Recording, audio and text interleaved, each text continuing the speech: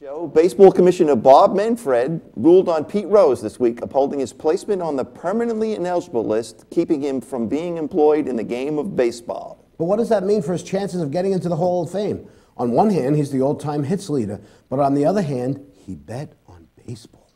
We will talk not to one, but two writers from the Midwest about the pros and cons of Pete Rose's situation. Joe Patania and Mark Hogan will join us. It's the last Glory Day show of the year, but it's the best hour of your sports week coming up right now. Inravio.com.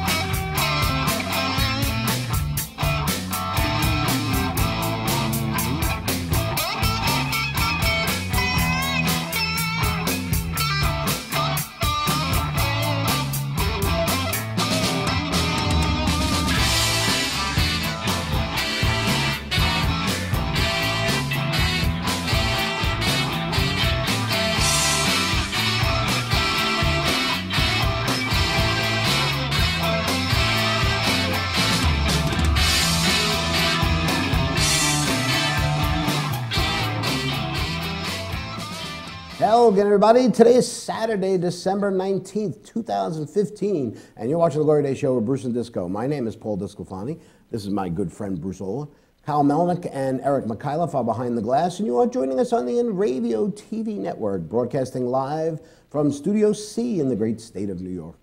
Good morning. Good morning to you. How are you? Good. Last show of the year, huh? Last show of the year. Boy, Yeah. did that go by fast. It did. And it's a little chilly out for a change, so it finally feels like it might be Christmas coming up. I know, but I wish it would just not be chilly. I like the warm weather. It's going to get warm again, though. I think it's going to be warm by like Monday or Tuesday. As long as it doesn't snow. And it's not cold. It really isn't. I mean, it's colder, but it's really not all that cold yet, you know. I still have to get the snow blower out and, tune it up. And, I should have done it last weekend when it was really nice. You should have.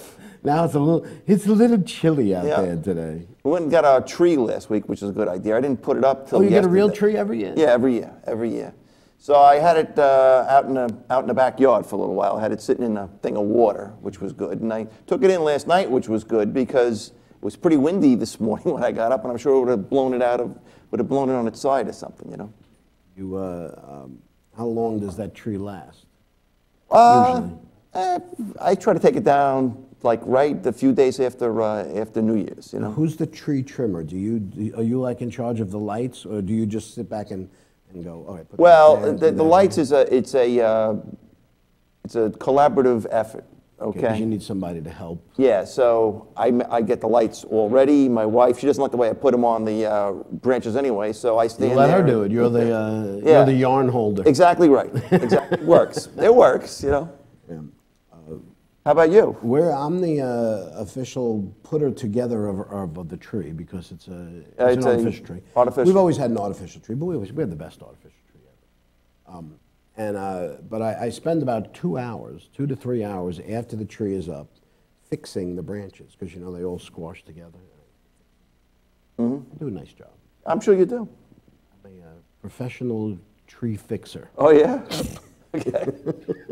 You get paid for that? No, I get paid nothing for it. I didn't think so. So I know you have a couple of things that you wanted to rant about. Well, actually just one. I know we've been talking about Pete Rose today and I guess the situation with a Hall of Fame and things like that.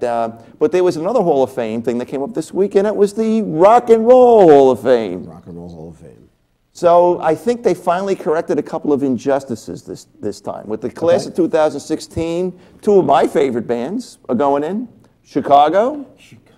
And the great Deep Purple. Love Deep Purple. Wow. You know. How are they not in the Hall of Fame? Well, I mean, everybody asked that question for a long time, you know. Same thing like Chicago. How could Chicago not? Yeah. Tough one. Then there's a couple of marginal ones, and I'm not going to put these guys down because I think they're good too. I'm just not sure they're Hall of Fame worthy. Cheap Trick. Okay. Great band. Yeah, great band. And our friend Christine Palmer, one of her favorites, Steve Miller. Steve Miller, and he's been around forever, so I guess I do give him his props. I don't know what the actual criteria is. Not criteria. Okay. But I don't know what the voting Yeah. is. How do they decide who gets in? Yeah, and they Is might it have like changed the that. baseball writers? Well, I got something here with the baseball writers, which would be interesting. We'll talk about that in a little while. You know, I think this year they wound up using more of the fans' votes, I think is what they did. Now, that doesn't always work. No, it doesn't. Because fans' vote are based on popularity and their ability to remember. Yeah. Because people don't remember. You know what I mean? Not back to the 60s. And when you're dealing with rock and roll, you're dealing with, things that are 25 years they had to have been. I think that was part of that's part of the criteria, yeah. So I don't know. There's still a couple of ones that are out there. I think that they were eligible this year. I'm not sure it was the first year of eligibility, but they're not in. They deserve it. Yes, Yes is no. Yes is not in the Hall of Fame. And this one, the Cars. Another. I mean, that's so many hits they had. That's the Cars not being there. Yeah. And all you have to do is listen to any classic rock station, and these are the staples of these stations. That's true. They've had the longevity, the fact that 35 years after some of their songs were recorded, they're still being played and they're still popular, they're still relevant sometimes. Remember, I told you, I saw my friend Beloga last week. He plays in the Victims of Rock. But the first time I went to see him, they were just. I really enjoyed them, and I went over to him afterwards and said, "How come we didn't play these songs when I was in band with you?" And he said, "Those songs weren't written yet." The Cars were. I played in the band with him in 70, 73, 74, 75, I guess is what it was. And the Cars didn't come out till like 77 or 78, I think, or something like that. But even Foreigner, same thing. When you look at music that today is now 40 years old, okay, in 1980. Who was listening to music from the 40s? Well, that's right. I mean, it's a whole different genre then. Is what it was. But still, it just still wasn't popular. Yeah. In 1980, music from the 40s, but in 2010s, music from the 1980s was still popular. Although there's always an asterisk to those kind of things. Like a couple of weeks ago, they were celebrating Frank Sinatra's what would have been his 100th birthday. There was a great show, it was a special and things like that. But and I think his music is timeless. So I think in 1980, Frank Sinatra, the 40s or whatever, I mean, you would have listened to him. I guess. But I mean, the most popular station in the 70s and the early 80s was in New York. Here was CBS 101. They played all the oldies, but the oldies only went back to the 50s. Yeah, that's true. They didn't go back to the 40s. That's true. It's just that our generation is great. There was no other way to put it. All right. So, do you want to talk about the Long Island Railroad first? Yeah, I guess I'll rant about that a little bit too. I'm going to the Islander game Monday, and I was checking the schedule. The game starts at 7 o'clock. I'm trying to take a train out of Massapequa because I'm going with my brother and my sister. Looks like if we catch a 5:52, it gets us in at 7:10. Perfect. So after the game starts, you can get there just in time for the first commercial break. Exactly right. Exactly. Then I read something else that there was, I guess the last game they played, because they had a home game, I guess earlier this week, and there was a fight after the game. There was a brouhaha. Yeah, brouhaha. So now they are stopping the alcohol sales at the end of the second period as opposed to with 12 minutes left in the game. I don't know. But I'm looking forward to the new arena. I know you had told me about the seating situation. But now you're what's happening to you is what's happened to all Islander fans. You're going in there already annoyed. Yeah. So no matter what they do, no matter what they do for you, you're already annoyed just going there. So everything is going to bother you. Yep. Trust me, I know. I try.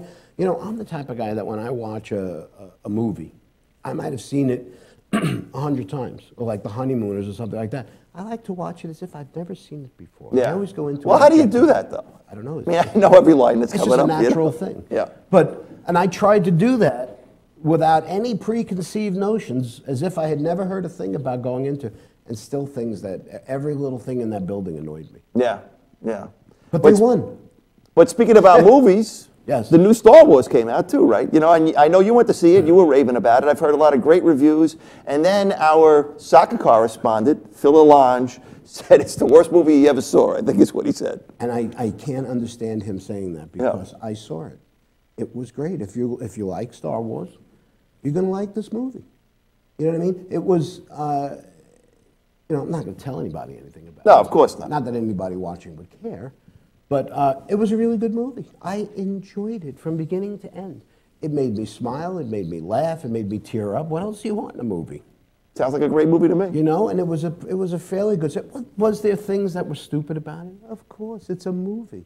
Now, is it 3 hours long? No, it's only 2.5 hours. It's 3 hours when they add in all the commercials and the promos and the previews and stuff. I see. But I went 9 o'clock in the morning. Did you? Wow. I went 9 o'clock in the morning yesterday.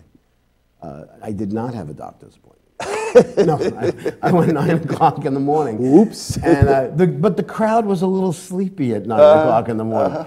But most of them looked like me, wearing shirts and ties. Now, getting you buy a popcorn or buying a roll? That's what they should have served, was bagels and coffee. But it's good. Go see it. Judge it for yourself. If you're a Star Wars fan, I think you'll enjoy it. J.J. Abrams did a really good job on it. At least that's what I think. And you can trust me. All right. All right. Shall we get into a little bit of Pete Rose. It's all Pete Rose today. Right? Pete Rose, wall-to-wall Pete Rose. Earlier this week, Major League Baseball Commissioner Rob Manfred rejected Pete Rose's application for reinstatement. More specifically, he wanted his name removed from the permanently ineligible list. Okay? Rose agreed to be banned from baseball in 1989 when he was accused of betting on baseball and placed on that permanently ineligible list. But it wasn't until 1991 that the Hall of Fame Board of Directors voted not to include any player on the Baseball Writers Association of America ballot that appears on the permanently ineligible list. That, of course, makes it impossible for Rose to be considered for induction into the hallowed hall. Back then, it was called the Pete Rose Rule. Okay? But through all the years and all the arguments, there was always one constantly undeniable fact. Pete Rose bet on baseball. Okay? At first, he denied the findings of the Dowd report completely. Then he admitted, well, he bet on baseball, but he never bet on his team. Then he admitted he bet on the Reds, but only for them to win. Like that makes a difference.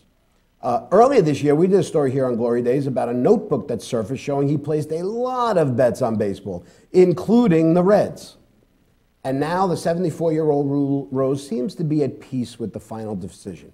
He said, I'm disappointed, obviously, but I will continue to be the best baseball fan in the world. I'm a baseball player. I'm a baseball person, and that's never going to change. What doesn't ever seem to change is who Pete Rose is. A great ball player, maybe one of the greatest ever to play the game. Oh, I don't think there's any maybe about that. No, but he loved to play the game. Yep. Not that there's anything wrong with that, okay? Just that you cannot be an employee of Major League Baseball and be associated with gamblers. Except if you're Major League Baseball itself with DraftKings. I mean, so what the hell is that? I mean, that's ridiculous, you know? Well, did you know that, that both Willie Mays and Mickey Mantle were once placed on the permanently ineligible list?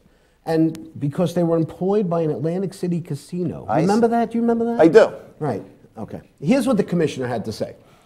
Mr. Rose's public comments and private comments, including his initial admission in 2004, provided me with little confidence that he has a mature understanding of his wrongful conduct, that he has accepted full responsibility for it, or that he understands the damage he has caused. I mean, it makes sense, doesn't it? I mean, he's a gambler. That's not a bad thing. He loves it. He's not hurting anyone, and it's his choice. Yeah. You know, he just can't be associated with or draw a paycheck from Major League Baseball. Ever. He's a private citizen. He can legally bet on baseball. But according to Manfred, it would be an unacceptable risk to let him back into the game. Right? You don't know what he's going to do. Okay? But what about his Hall of Fame eligibility?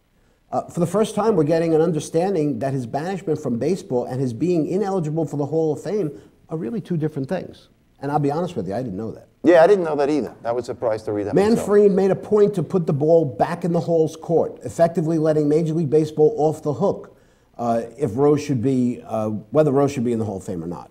The Hall of Fame is a separate entity from Major League Baseball, and apparently it makes its own rules.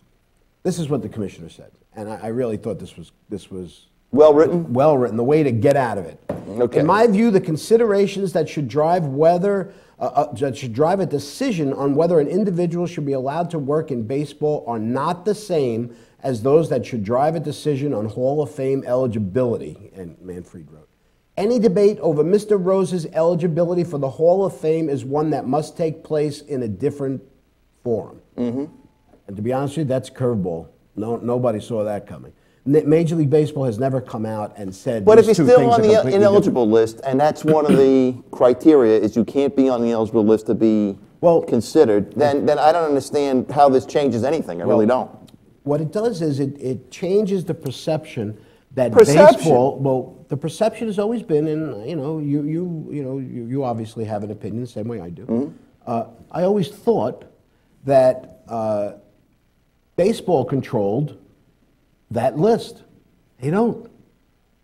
They don't? No. The Hall of Fame Board of Directors controls the list. I see. So it's all right all now, the Hall of Fame. what Manfred said is he can't work in baseball, but listen, you can put him on the, he's permanently, I looked up the... You know what they call that? What? Passing the buck. That's exactly right. And you know what? So now it's really in the Hall of Fame's court. Because up until 1991, there was no... whether you were on the ineligible list didn't matter. That's right. That's right. In 1991, they called it the Pete Rose rule just because of that. Right? Yep. And so, just as simply, my question would be, at this point, we have faith, quote unquote, in the baseball writers, right? Because they're the ones that eventually vote. 75% of them have to vote for you to be in the Hall of Fame. Right.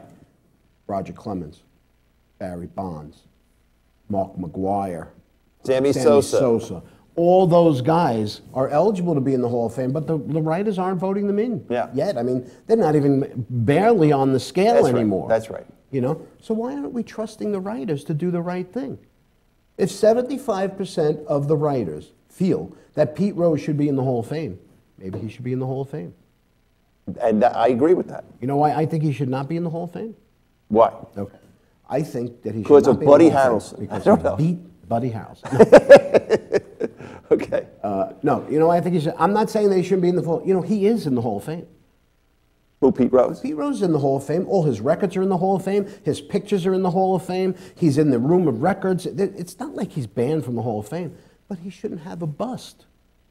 He should not be enshrined in the Hall of Fame. Have you been there? We'll get a little bit into that when we get our next couple of guests on. Have you been there? Have you been to the Hall of Fame? Did you ever go? I've been there. I mean, I was a kid. I haven't been there in a long time. What are they supposed to do? You're supposed to put a plaque in the Hall of Fame for this guy, and at the bottom of the plaque say, yeah, but he was banned from baseball for gambling? Mm-hmm. No, you're not going to be enshrined. I mean, we're going to get into this a little more. We will. When we get back. Yep. So we're just getting started here on the Glory Days show. Right after the break, we'll talk to Mark Hogan from Ohio on Pete Rose and later on Joe Patania. Stay with us. You're watching the Glory Days show with Bruce and Disco, only on the Inravio TV network. Coming right back.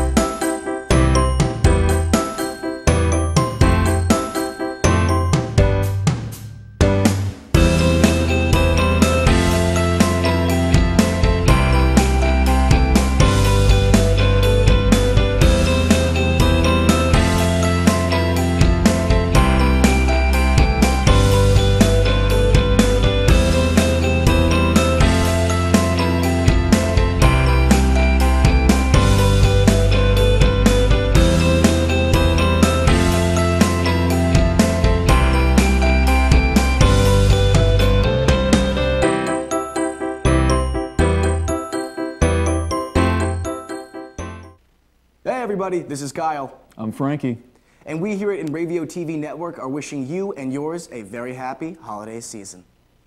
For over 60 years, Hansen Carpet has put the customer first, providing only the finest quality products and service. And Hansen Carpet is so much more than just carpet. We also carry a wide selection of window blinds and shades, and our licensed and insured technicians can service any of your flooring or window covering needs. Browse our huge selection of laminate, carpet, linoleum, vinyl, and tile. Stop by our showroom today or visit HansenCarpet.com. No matter what your project, Hansen Carpet has got you covered.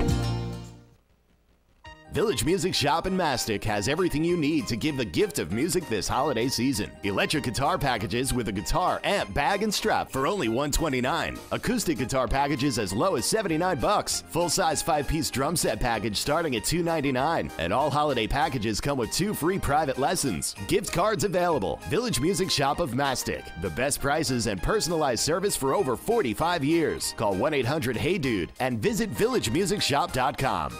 The world of advertising has changed. Radio, TV, and newspaper revenues have declined drastically. Why? Because businesses have realized that advertising return on investment isn't what it used to be. So what can we do about it? Well, that's easy. Advertise online. Own a local restaurant, real estate agency, or even a national retail chain? Whatever your business, Inravio can get your message out there. And we can do it at a fraction of the cost. Call today and see the difference for yourself. This isn't TV. This isn't radio. This is Inravio.com.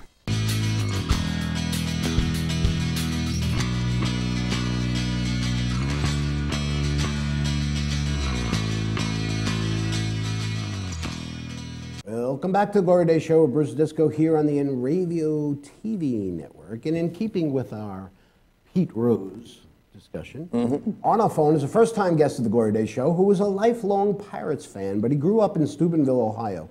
He's a litigation attorney who graduated from Ohio State, and he's a writer and administrator for the National League Central Discussion Group. And although he focuses on the Pirates, he lives amongst many Cincinnati Red fans and is fairly well-versed on the Pete Rose situation. Please welcome to the program, Mark Hogan. Mark, you there? Hey, thanks, guys. Thanks for having me. Hey, man, welcome. How are you? I'm doing good. So what's the feeling out there? Well, I think amongst diehard Cincinnati Reds fans, they're definitely disappointed, and I don't know that anyone's surprised with the Manfred decision, but you're right. I've been watching you guys throughout the show, and a lot of people just perhaps didn't understand the nuance between what the commissioner was deciding and, you know, the Hall of Fame eligibility. Yeah, I'll be honest with you. I didn't realize it. I always thought they were the same thing, and to find out that they're two different things, I think it really changes my opinion a little bit on it. I mean, I felt from the beginning, I don't know that there should be an argument about the ban from baseball. Yeah, no, I don't think it's an argument about I think that. the argument is whether or not he should be in the Hall of Fame or not. Yeah, I agree with you. What do you guys think? I totally agree with that sentiment. I think that you can have differing opinions because they're two totally different issues. I, for one, was supportive of Pete Rose getting placed off the list. You know, when the decision came out and I saw the headline, I was, you know, definitely a little disappointed until I actually read the article and read the decision, and my jaw nearly dropped. I just couldn't believe that Pete Rose would still have the audacity to be betting on baseball at the time that he was actually applying for reinstatement. Well, you know, he does live in Vegas, though. You know, it's kind of tough not to bet, I guess. You know. That's true. All I can think of is that Fred Flintstone bet. You know? That's Pete Rose, man. I don't know. You know, and again, you know, like we were talking earlier, it doesn't. You know, you can bet, you can do whatever you want. You just can't be associated with baseball. You know, Mark, I was doing some research about the permanent ineligible list, and there's been a lot of people on that list.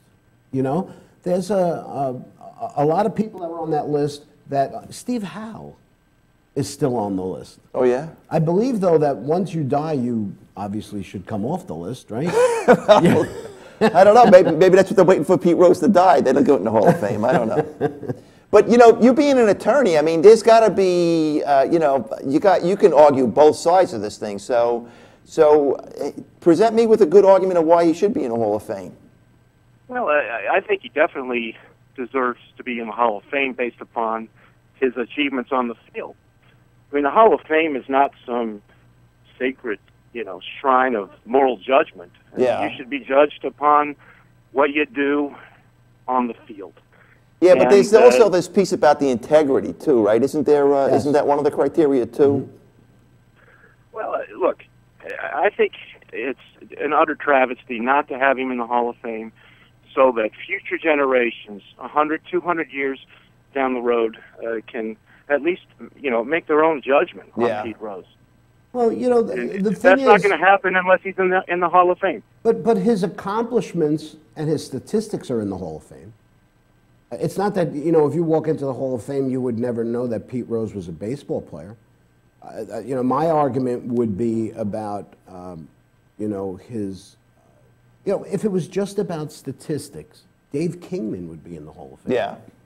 You know what I mean? And there are a lot of guys who accumulated really good statistics.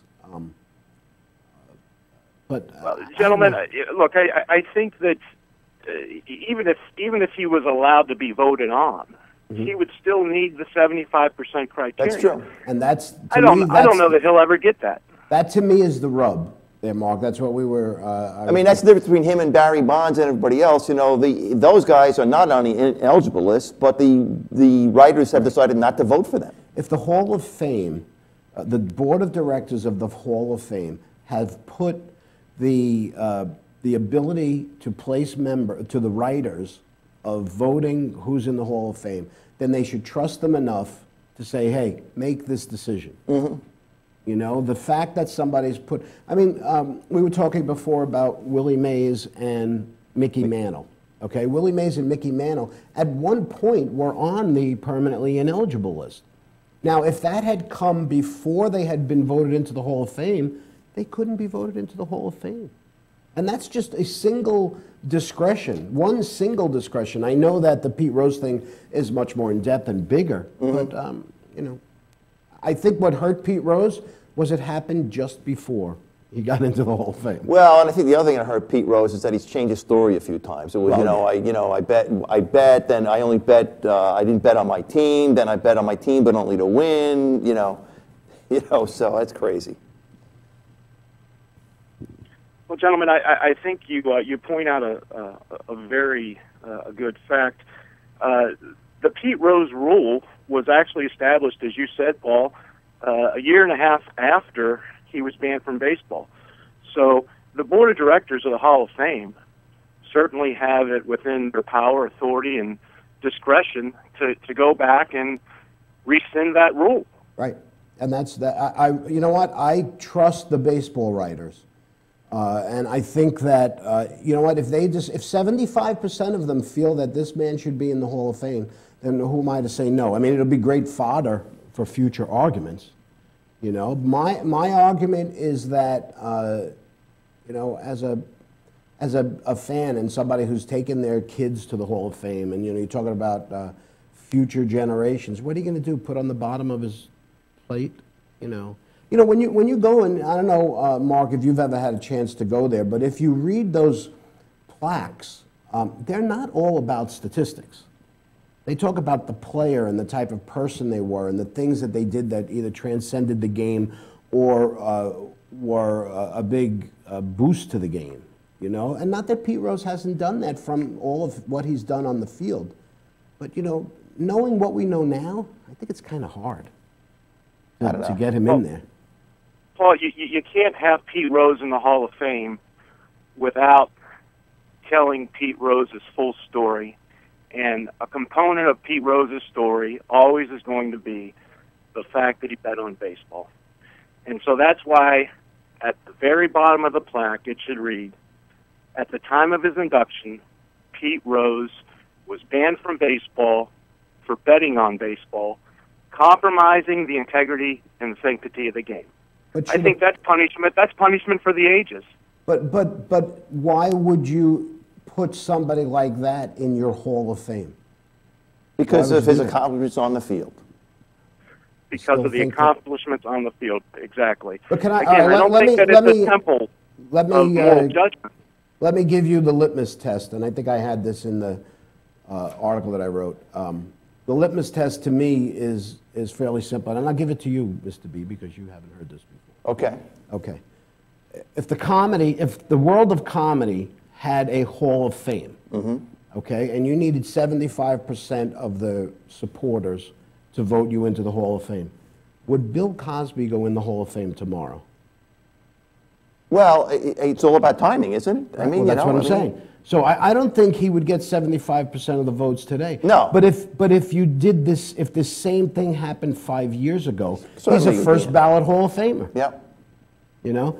And again, I'm not saying that the argument is, you know, oh, there's murderers and there's racists and there's stuff in the Hall of Fame, so Pete Rose, because he's a gambler, should also be in there with them. That's not the point, because you don't go back and reevaluate. It's not like Survivor. Yeah. Where every year they re-look and say, oh, you know what, you've been bad this year, you're now banned. We're taking you out of the Hall of Fame. But I got to tell you, I agree with Mark here, though. I think the punishment is that if that plaque says it at the bottom, you know, the fact that, you know, that he was on this, you know, this list and stuff like that, I think that's punishment enough. I mean, he's in the Hall of Fame, which I think he belongs there just because of his accomplishments on the field. Hey, I really Mark. do. Mark, do you think that if they said they're going to do that, do you think Pete Rose would agree to that?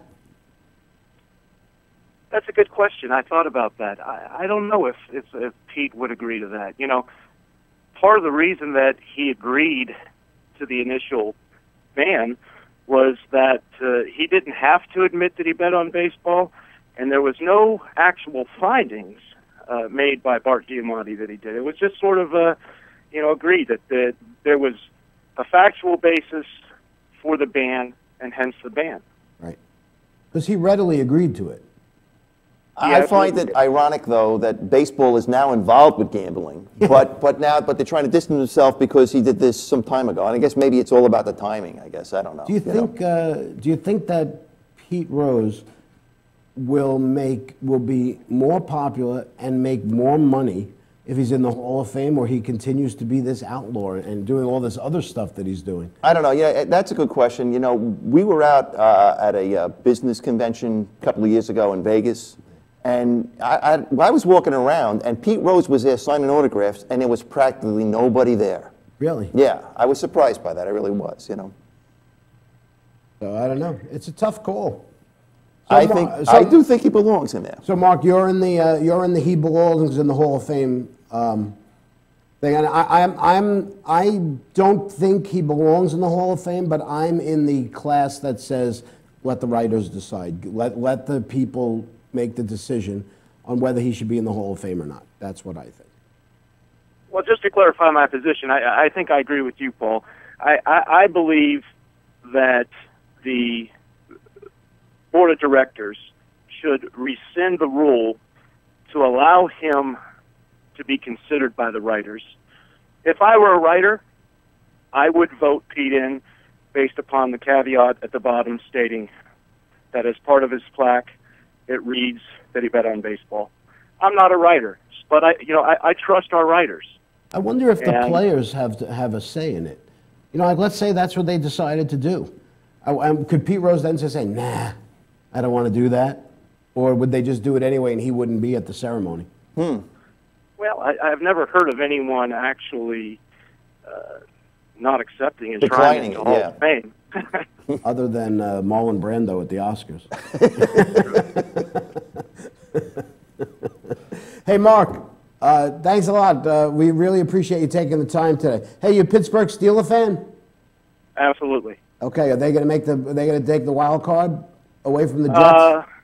I think so. Yeah, we're playing great ball right now. Everything's coming together. Hey, you know, we're absolutely going to do this again if you'd like to.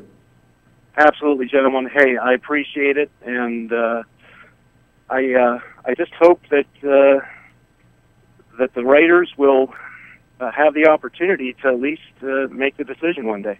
Hey, here's a quick thought. Okay, you're a baseball writer. You have a vote. would you put a check mark next to his name? If he was on the ballot next year, would you put a check mark next to his name? You get 10 of them. Yes. Okay. I wish I was a writer. I would too. Well, I wouldn't, but I think, not a and that writer. means between the three of us, he doesn't have the 75%. Well, that's true. We'll have to ask Joe Bartagna, then we'll have 4. You So know? he's out. Yeah, we'll have to get Joe Battaglia. Joe Battaglia will make it 75%. Hey, thanks, Mark. We appreciate it. Enjoy your holidays. All right, same to you guys. Thanks. Take All right, care. that is Mark Hogan. We're going to take another break here on Glory Days. When we get back, we'll talk to our baseball correspondent from Milwaukee, Joe Battaglia, and we'll hear what he has to say about these. Stay with us. You watch the Glory Days show, Bruce Disco, only on the Inravio TV network. We're coming back.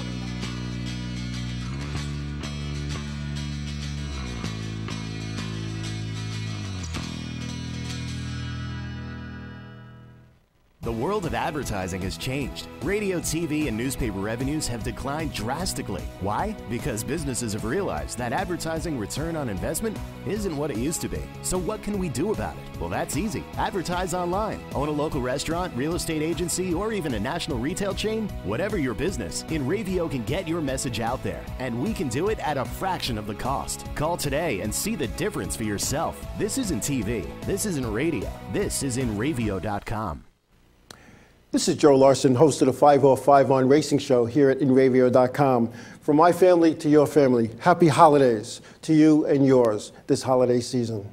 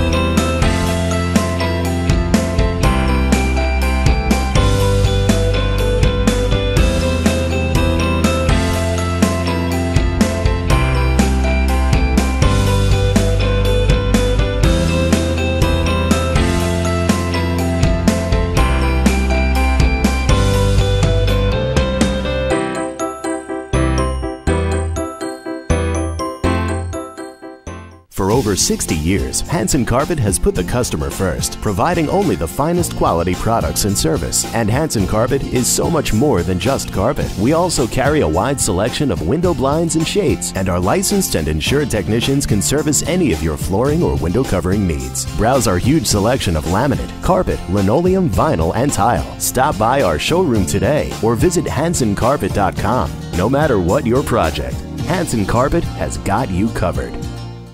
Hey, this is Chris Jake, and if Inravio.com spots you at an event wearing this bracelet, they will give you $100. Village Music Shop in Mastic has everything you need to give the gift of music this holiday season. Electric guitar packages with a guitar, amp, bag, and strap for only $129. Acoustic guitar packages as low as $79. Full-size 5-piece drum set package starting at $299. And all holiday packages come with 2 free private lessons. Gift cards available. Village Music Shop of Mastic. The best prices and personalized service for over 45 years. Call 1-800-HEY-DUDE and visit villagemusicshop.com.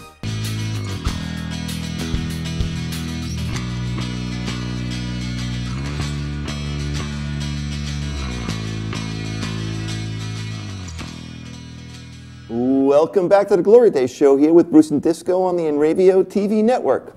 Our next guest has been a frequent contributor to the program on all things baseball, and he just can't wait to talk about today's topic, Pete Rose.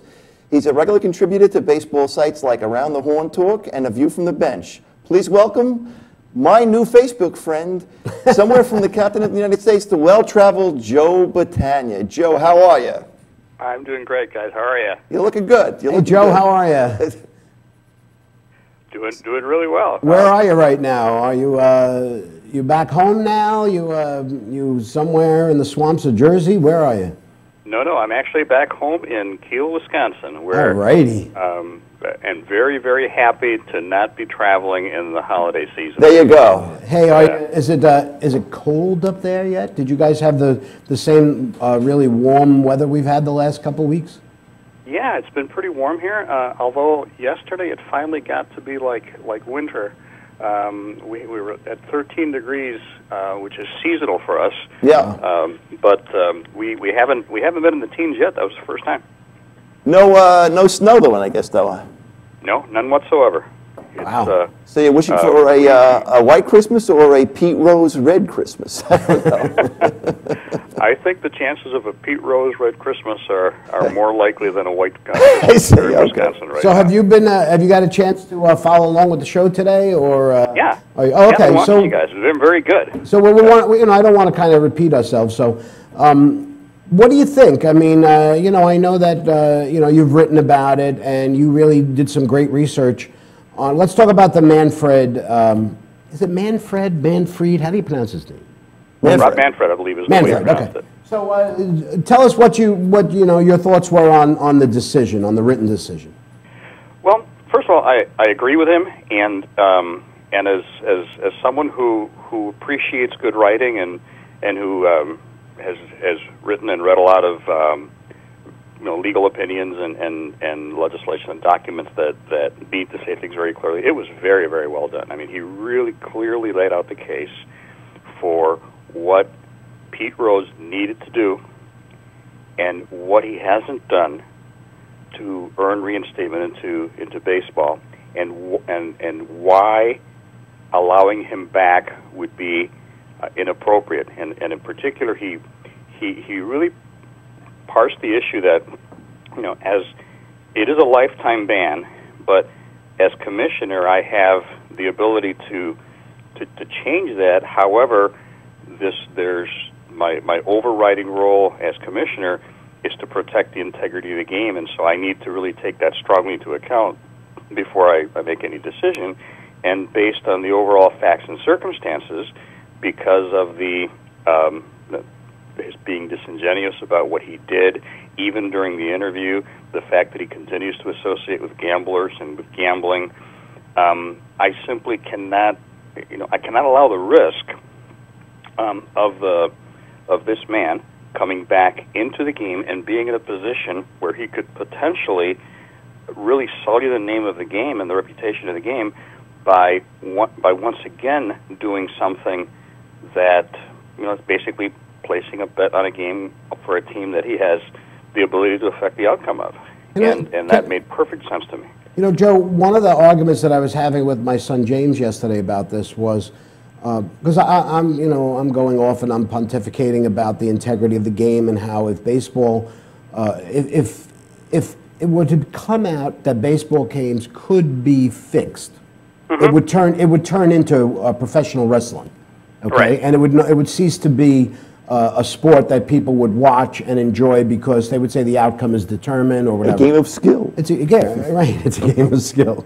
But he said, why is this any different than the players that are using steroids? Aren't they also infecting the integrity of the game? And why are they just suspended from playing the game and not permanently banned? And I said, you know what? That's a pretty good argument. It is. It is. And I really felt that Manfred, I agree with you. I thought it was a well-researched, very coherent decision that he made. But I really felt that he passed the buck there because basically saying Pete Rose can't be in baseball, but I didn't say he can't be in the Hall of Fame. Right. And one of the pundits that spoke right after the interview made the comment, and I put that in my article, said, Pete Rose just went from being MLB's problem to being the Hall of Fame's problem, and that's exactly right. Yeah. And it's funny that we didn't, not that we didn't, maybe we did know this, but I didn't know. I didn't realize that the Baseball Hall of Fame's board of directors at any time could just say, hey, you know what, we're going back to what we used to do, where, putting it in the hands of the writers. Yeah. They've made a series of changes, I guess, over the years. I mean, it used to be you couldn't be on it after 20 years, then it was 15, now it's 10. You had to have, 5% of the votes? Who would have thought that the Baseball Hall of Fame is not associated with Major League Baseball? Who would have thought that? Yeah, that was kind of a surprise to me, too. I had heard this argument that, the Hall of Fame could still put him in, and now I understand how and why that is. Paul, I'd like to take a crack at that argument that you were having with your son about the steroids and gambling. The player that's using steroids is affecting the game directly for himself, but no one else has the knowledge of that, because obviously they knew that he was doing it. He'd be suspended. He'd be banned immediately. The possibility of a game being affected, and maybe even from just inside knowledge in a way that affects the outcome, has a much broader and more serious impact. And I'll come at this from my, one of the other sports that I'm a very big fan of is soccer, international soccer, and where there's been some horrible gambling scandals. A number of years ago, there was one in Italy that involved 3 of the top teams, including Juventus, the oldest team in the game, La Vecchia Signora, the original team in calcio, where they basically had a team president on tape talking to the guy that assigns referees to games as to which referees were to be assigned to various games. Right? So, I mean, there's just no plausible reason why that could be a legitimate conversation. Yeah, right. So the problem there is that now, if someone has that kind of information, and gamblers are able to obtain that information, and are able to place bets on the game, now it's the entire population knows that all of the games, not just the game where this player is playing it, he's just basically trying to give himself a leg up, but that potentially a team might be going to lose when they should win, or they're going to win by a larger margin than they're going to cover the spread, etc. And it basically becomes like insider trading in the financial markets. That was my argument. Insider millions trading. And millions of dollars to keep that from happening, because it's critical to have a level playing field or at least to have the very strong appearance of a level playing field. In order for people to participate. The fact that he only bet on his team to win, that's ridiculous. I'll tell you what, up until this morning, I said I think that was a good argument, but you know what, that doesn't mean that he doesn't associate with other people, and he's saying, okay, I'm betting on it, but you know what, I know this guy's got a bum leg or something like that, so like I say, the insider trading or the inside information. What does that mean? Does that mean that when he doesn't bet on his team, that's the day for you to bet on them to lose? I mean, plus, he was known as Charlie Hustle, and we have that great picture that we've been showing with him flying through the air like Superman and stuff. It kind of now brings into play, maybe that's why he was this Charlie Hustle guy, because he bet on the game.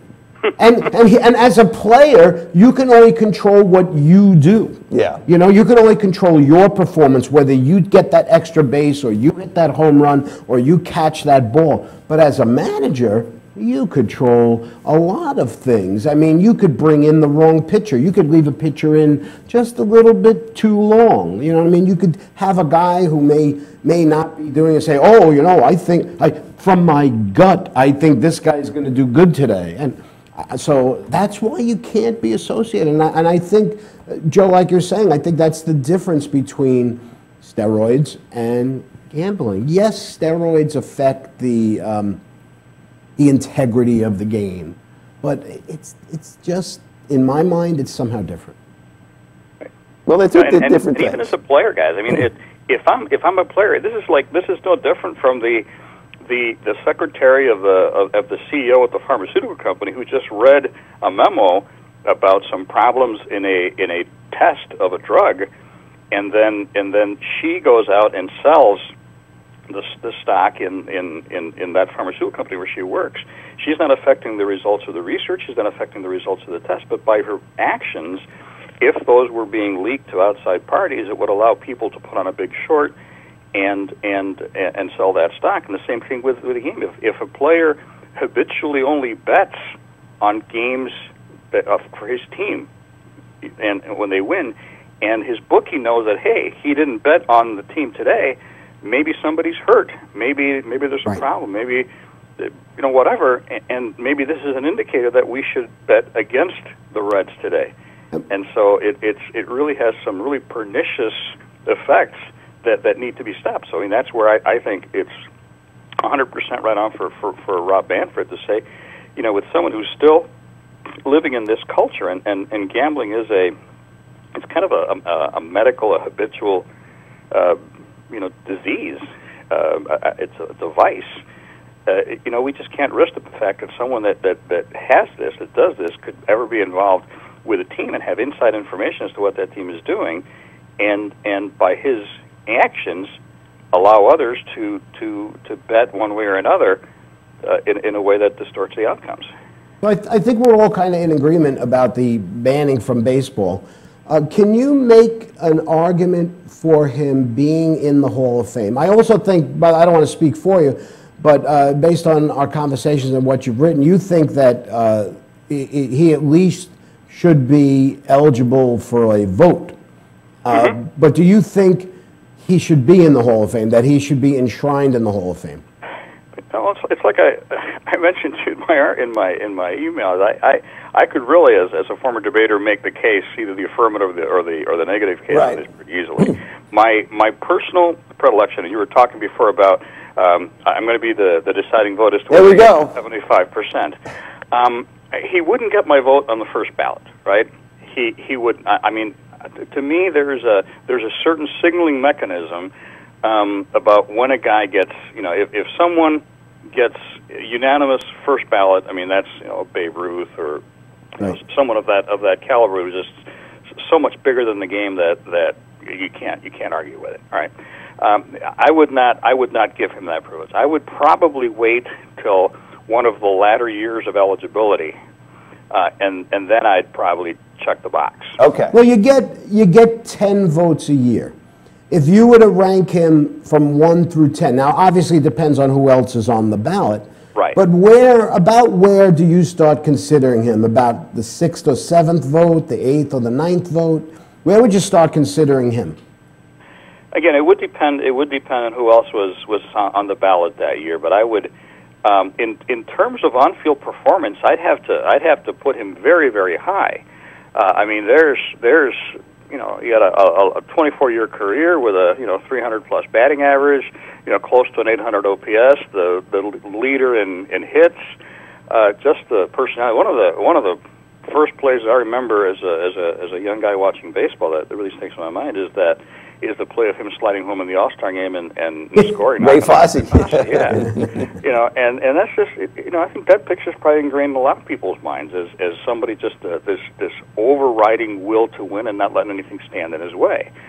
So I think he's an important part of baseball, and I think his body of work over his career is such that I'd rank him, you know, pretty high on the list of. Again, it would depend who was in on any given year, but I'm sure I'd rank him, you know, fairly high up there. But just as a voter, I'd have discretion, and I just plain simple wouldn't even think of voting for him in the first several years, because I think that would be kind of an important signal that, you know, hey, dude, you did sully your legacy in the game by the stuff you did on the side. But ultimately, I'd make sure that I was voting for him by the time that you know he was going to run out of eligibility. Hey, Joe, in all your travels, have you ever been to the Hall of Fame? Did you ever get a chance to go? No, I haven't. That's one of my definite you know, it's on your bucket list items. Yeah. I'd like you to go to the Hall of Fame before you cast that vote. Okay. Just once. And see that that quote unquote hallowed hall of plaques and all the players there, and then make a decision on whether you think. And again, remember, he's not out of the Hall of Fame. His records are in the Hall of Fame. His name is in the Hall of Fame. His pictures, right, everything is in the Hall of Fame. Just whether he deserves to be up there on that podium, being humbled and thanking everybody for everything they did and all the rest of that stuff, and to be there to have a bust in the Hall of Fame. That to me is the only reason why I wouldn't vote for him, is because of that. And the other thing is, I think that he began a process at that press conference that I think might eventually earn him that privilege. You know, I was expecting to see him come out very confrontational. He was not repentant, but he did a nice job of presenting a kinder, softer Pete Rose, and to maybe defend some of the things that he's done. And I think that if he keeps on doing that, and he keeps on managing his public persona, his PR, I think that he might actually be a good case up there to be saying, hey, here's a guy who was a great on-field performer, did some really stupid, wrong stuff, and over the course of his life, got it right. Yeah. All righty, Joe, we're out of time. All right, hey. I will say that he would get in the Hall of Fame with a 75% vote. It wouldn't be the first time, but it would be a few years later. At some point later, okay. Yeah, because Joe's breaking the tie. Okay. All right. All righty, Joe. Hey, enjoy your holiday, and thanks for taking the time today.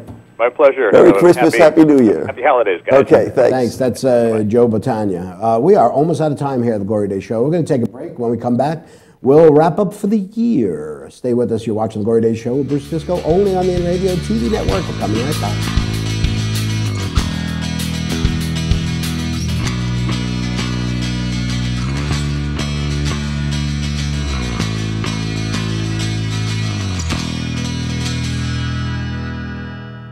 For over 60 years, Hanson Carpet has put the customer first, providing only the finest quality products and service. And Hanson Carpet is so much more than just carpet. We also carry a wide selection of window blinds and shades, and our licensed and insured technicians can service any of your flooring or window covering needs. Browse our huge selection of laminate, carpet, linoleum, vinyl, and tile. Stop by our showroom today or visit HansonCarpet.com. No matter what your project, Hanson Carpet has got you covered. Village Music Shop in Mastic has everything you need to give the gift of music this holiday season. Electric guitar packages with a guitar, amp, bag, and strap for only $129. Acoustic guitar packages as low as $79. Full-size 5-piece drum set package starting at $299. And all holiday packages come with 2 free private lessons. Gift cards available. Village Music Shop of Mastic. The best prices and personalized service for over 45 years. Call 1-800-HEY-DUDE and visit villagemusicshop.com. Hey, this is Chris Jake, and if Inravio.com spots you at an event wearing this bracelet, they will give you $100.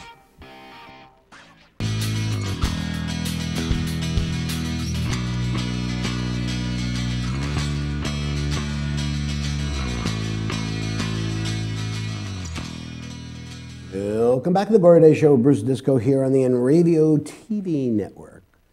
So what did we learn today? Well, it's a pretty controversial subject, Pete Rose, I would say. We learned that basically that him being banned for life from baseball doesn't really preclude him from being in the Hall of Fame. Right. I really think that Manfred did pass the buck. I think all our contributors said the same thing, basically. And I'd like to see it up to a vote. I thought it was interesting what Joe said, that basically wouldn't vote for him the first time. I did say I'd vote for him. I can't say I thought about what the timing would be. I probably would be with him too. I said I wouldn't vote for him the first time, just to kind of penalize him a little bit or have him, understand I'm that actually, what he did was egregious. I'm actually part of a group of fans. There's about 200 of them, I think. Our friend Jerry Schwarzman got me involved with a group of people, and they have their own Hall of Fame. Okay. And what they do is every year they take the Hall of Fame vote and they vote amongst the 200, 250 people. And you actually get a chance to vote.